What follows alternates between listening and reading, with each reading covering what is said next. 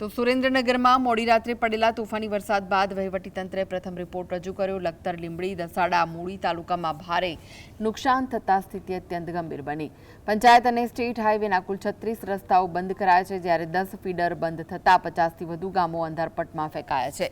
નાયકા અને Vasal dam overflow થતાં એસડીઆરએફની ટીમે નદીના પટમાંથી 100થી વધુ લોકોનું રેસ્ક્યુ કર્યું। રાજકોટ-અમદાવાદ હાઈવે પણ પ્રભાવિત થયો છે।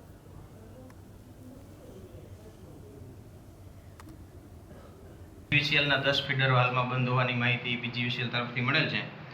આપણા પાસે એસડીઆરએફની એક ટીમ જે છે એ પાટડી ખાતે આપણે સ્ટેન્ડ બાય રાખેલી છે।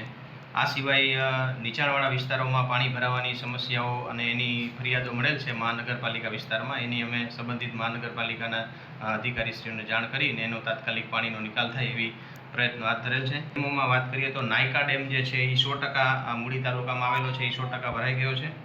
વાસલ ડેમ છે એ 100% ભરાઈ ગયો છે જોડા તાલુકાનો। ધોળીધજા ડેમ હાલમાં 80% ભરાયેલો છે અને ત્રિવેણી ઠાંગા ડેમ ચોટીલામાં આવેલો છે 80% ભરાયેલો